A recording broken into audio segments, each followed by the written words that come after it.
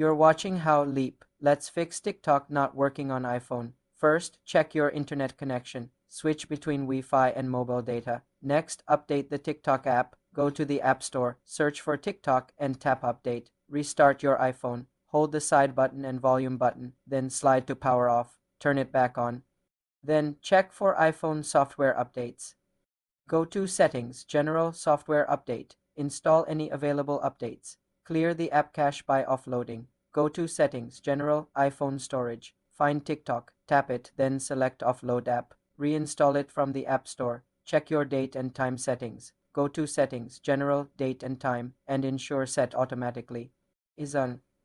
Finally, check if TikTok servers are down using a site like Down Detector. For more simple computer tutorials, subscribe to the channel.